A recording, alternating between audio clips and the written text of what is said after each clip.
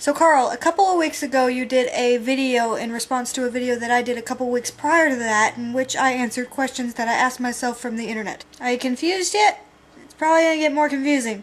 In said video, you answered the same questions that I answered.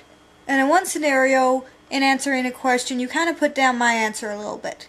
However, you were very polite about it. You even asked if it was okay before you uploaded the video, for fear that you might break through my paper-thin skin into the gooey fills below. And I even think you really had some valid points to make. Now, for those of you not keeping score at home, the question was, what is the first thing you notice about someone?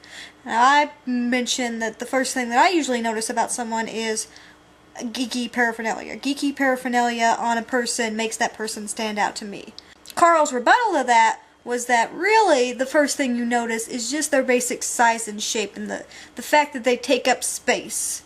Now, I think what both answers fail to recognize is there are multiple types of observation. Now, when you really think about it, there are two kinds of observation. There is conscious observation and unconscious observation. The fact is, your brain is unconsciously pulling in information all the time, and you're really not too aware of it. There's a lot of information your brain takes in. However, if you look up the word notice, and you will remember that the original question did have the word notice in it, it means to become aware of. My thought here is that there is a lot of information that your brain absorbs that you really aren't that aware of. And that's where unconscious observation lies. Now, the issue is that the line between unconscious observation and conscious observation varies based on the situation. Now, you might become consciously aware of something for a variety of reasons. It might be appealing to you, it might disgust you, it might be bizarre or unique and not fit into your set of what something should look like. Say how you pointed out basic size and shape in your answer. You have a sea of people in front of you. The person that stands out to you is going to be the one that's of an unusual size, an unusual shape. Abnormally tall, abnormally short. You know, someone who doesn't fit into what your brain classifies as normal person size. However, if they're all more or less normal person size, it's probably going to be something else that makes someone stand out to you.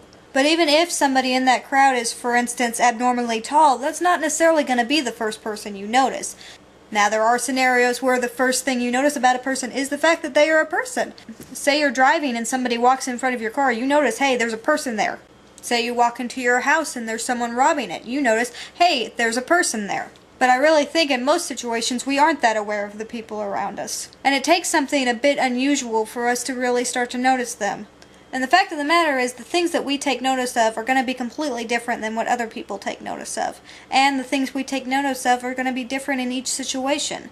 So somehow what I'm trying to get at is both of our answers, Carl, were completely wrong and also correct. The only real answer to that question is whatever my brain deems important at that time.